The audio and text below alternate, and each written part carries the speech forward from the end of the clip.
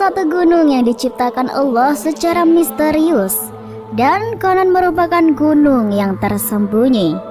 Inilah misteri Gunung Jabal Khawf, gunung tersembunyi dan paling rahasia di muka bumi. Konon ada yang bilang Jabal Khawf adalah gunung yang terbesar dan merupakan induknya para gunung di seluruh muka bumi, di mana gunung lain adalah urat-uratnya. Benar atau tidaknya, tentunya ada maksud dan fungsi tertentu yang hanya Allah yang mengetahui.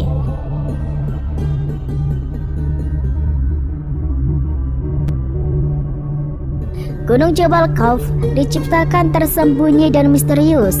Tidak ada yang tahu apa gunung tersebut, melainkan beberapa orang saja. Banyak pertanyaan mengenainya, seperti apa bentuk dan ukuran Gunung Khawf, apa fungsinya di bumi. Benarkah Jabal Khawf gunung terbesar di muka bumi? Rasulullah SAW pernah bersabda, sesungguhnya di balik Gunung Khawf terdapat sebidang tanah putih yang tiada tumbuhannya. Luas tanah itu seperti luas dunia 7 kali. Di situ penuh sesak dengan malaikat, sehingga andai kata sebuah jarum dijatuhkan dari atas, niscaya terjatuh di atas salah satu dari mereka. Tiap-tiap tangan mereka memegang bendera yang panjangnya 40 farsak. Tiap bendera tulisannya La ilaha illallah Muhammadur Rasulullah. Tiap-tiap malam Jum'ah mereka berkumpul di keliling gunung itu untuk merendahkan diri kepada Allah Subhanahu wa Ta'ala dan memohon keselamatan buat umat Muhammad SAW. Jika fajar subuh sudah terbit, mereka berdoa, Ya Allah, ampunilah orang yang mandi hari Jum'ah dan yang datang menghadiri Jum'ah. Mereka berdoa dengan suara tangis dan keras. Lalu Allah Subhanahu wa Ta'ala pun berfirman, Hai malaikatku, apa yang kalian kehendaki? Mereka pun menjawab, Kami berkehendak engkau mau mengampuni dosa umat Muhammad SAW. Aku telah mengampuni mereka, jawab Allah Subhanahu wa Ta'ala. Bukit Khawf yang diciptakan oleh Allah Subhanahu wa Ta'ala dari zamrud yang hijau, sehingga warnanya berpengaruh terhadap warna biru langit dunia yang sering dan selalu kita saksikan.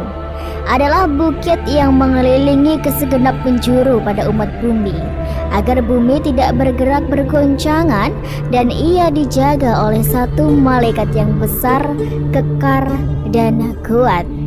Pada satu hari, Sayyidina Iskandar Zulkarnain naik ke atas Bukit Khawf dan bertanya, Hai Jabal Khawf, di bawahmu ada sejumlah bukit-bukit kecil. Coba ceritakan kepadaku kekuasaan Allah yang demikian itu. Kemudian Bukit Jabal Khawf pun menjawab, Di balik saya ada bumi yang berjarak 500 tahun perjalanan. Ditambah pula oleh Allah Subhanahu wa Ta'ala yang memiliki kekuasaan yang sangat besar, yakni 500 buah bukit yang dijadikan dari air yang dibekukan, bukan es atau salju. Dengan air yang dibekukan dimaksudkan sebagai daya tahan terhadap lapisan-lapisan bumi agar tidak habis hancur terbakar oleh kedahsyatan ganasnya api neraka yang ada di bawah lapisan bumi yang paling bawah. Dan dipancangkannya di bumi itu gunung menjadi pasaknya agar kamu tidak terguncang. Quran Surat Luqman ayat 10. Dan bersegeralah untuk mendapatkan ampunan dari Tuhanmu, serta mendapatkan surga seluas langit dan bumi yang disediakan bagi orang-orang yang bertakwa. Quran Surat Ali Imran ayat 133. Seluas langit dan bumi memberikan arti 2 kali lipat. Langit berpasangan dengan bumi, matahari dengan bulan, siang dengan malam. Maha suci Allah yang telah menciptakan segala sesuatu berpasang-pasangan. Quran Surat Yasin ayat 36. Kita dipastikan mengerti maksud berpasangan itu bagaimana. Tentunya luas, panjang, lebar, dan besarnya adalah sama. Kalau tidak sama, orang Jawa menyebutnya gitang atau pincang. Sesungguhnya Allah Subhanahu wa Ta'ala telah menciptakan 7 langit dan bumi seperti itu pula. Quran Surat Al-Talaq ayat 12. Sewaktu Sayyidina Abdullah bin Salam bertanya kepada Nabi SAW, dengan apa bumi ini bisa tenang? Jawab Nabi SAW, dengan beberapa gunung. Pertanyaan berikutnya, dengan apa gunung-gunung itu dikokohkan?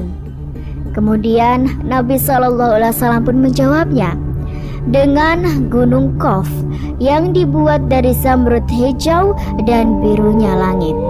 Setelah itu ditanya lagi, berapa jarak tingginya dari bumi ke langit dunia? Nabi SAW pun menjawab, 500 tahun perjalanan.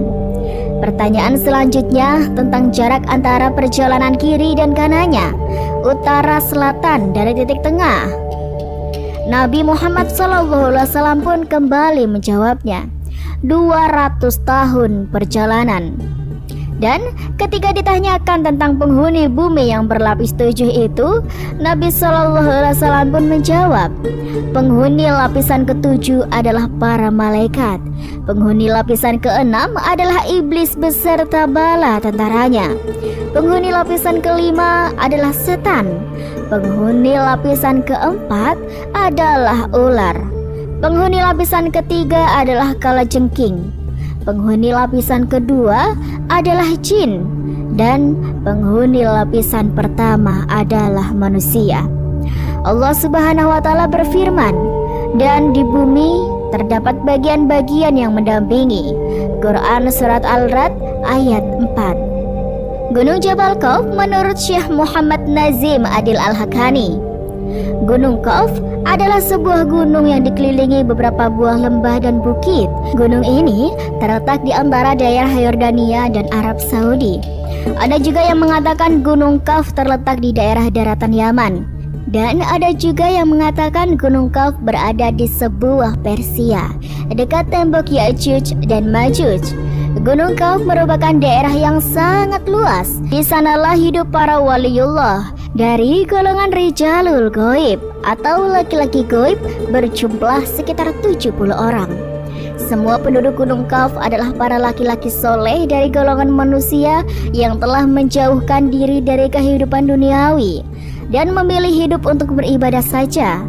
Gunung Qaf merupakan suatu daerah yang gaib, tidak ada di alam nyata. Kehidupan di Gunung Qaf semuanya bersifat tersembunyi. Dari sisi kegaibannya pun setara dengan sisi kegaiban alam malaikat. Konon, tidak jauh dari Gunung Qaf tersebut terdapat sebuah pulau, Pulau Al-Qadar, tempat bertemunya dua arus air laut dan sungai. Di pulau itulah Nabi Khidir alaihissalam tinggal. Selain Gunung Qaf, terdapat juga Gunung Nu'uan. Gunung Nu'uan terletak daerah paling timur dunia. Ada yang mengatakan daerah ini adalah Pulau Kalimantan. Gunung Nu'uan merupakan daerah yang hampir mirip dengan Gunung Qaf. Perbedaannya adalah jika Gunung Qaf penduduknya semua kaum laki-laki, sedangkan Gunung Nu'uan semua penduduknya yang berjumlah 30 orang adalah kaum wanita. Mereka semua merupakan para mir'atul ghaib atau perempuan ghaib. Yang jelas, baik Gunung Qaf, Gunung Nu'uan, Bukit Merah, Pulau Al-Qadar, Tembok Zulkarnain, Danau Hayat, dan berbagai alam para waliullah lainnya. Hanya para wali dan orang-orang soleh saja yang bisa pergi ke sana. Gunung Qaf, kotanya para wali. Ini menurut Syekh Muhammad Nazim Adil Al-Hakani.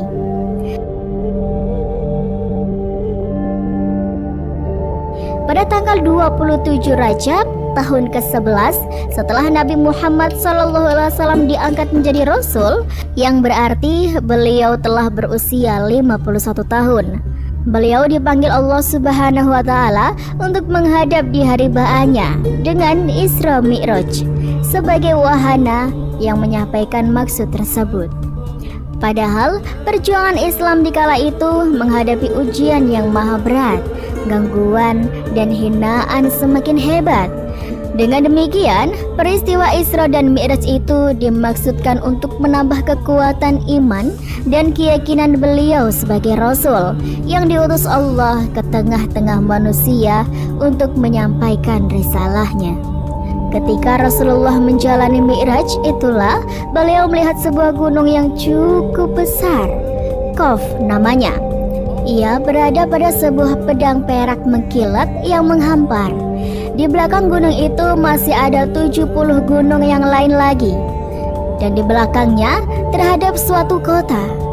Di antara kota-kota itu ada berpenghuni makhluk dari jenis Bani Adam.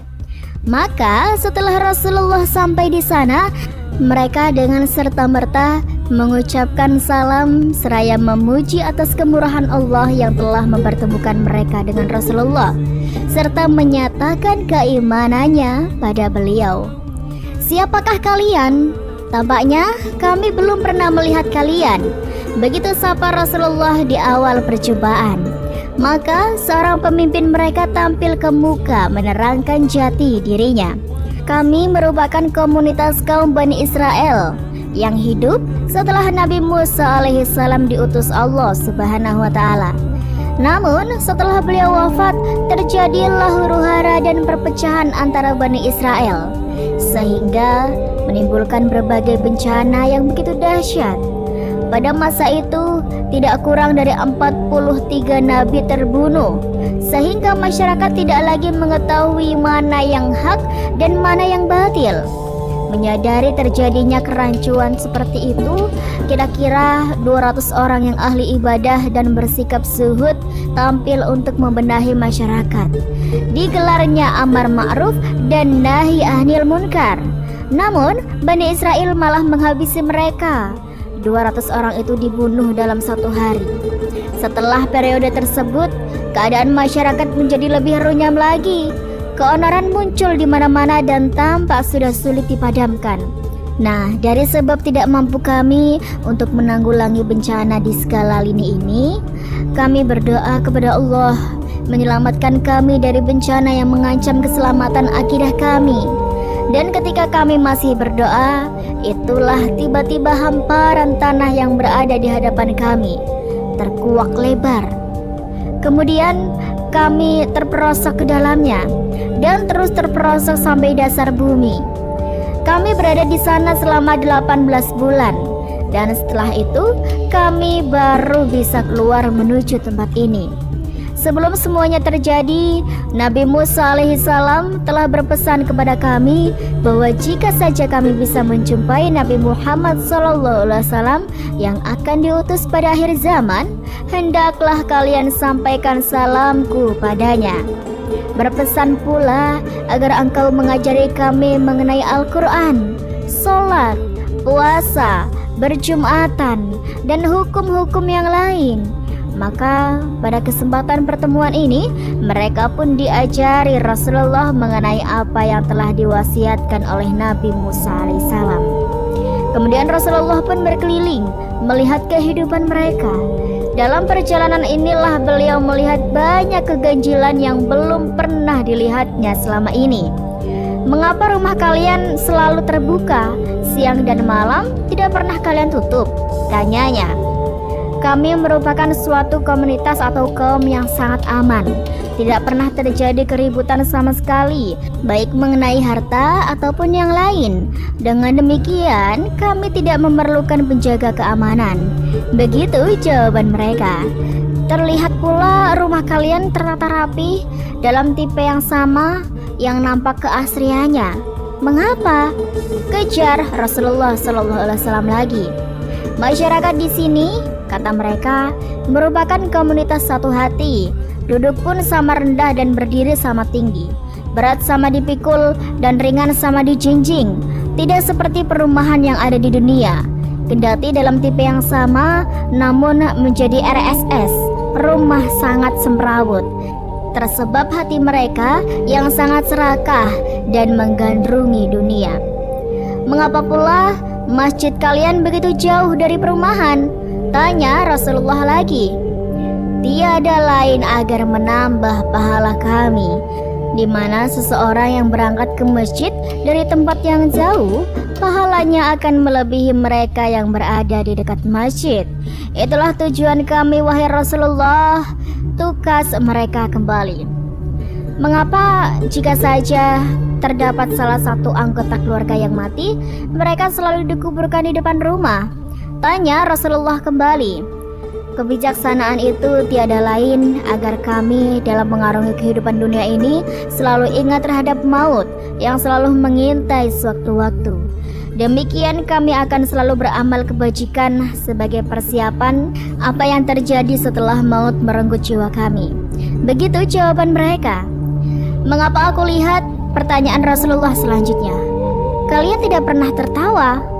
Sikap yang demikian itu tiada lain karena kebanyakan tertawa akan mengesatkan hati, sehingga lama-kelamaan akan tertutup hidayah.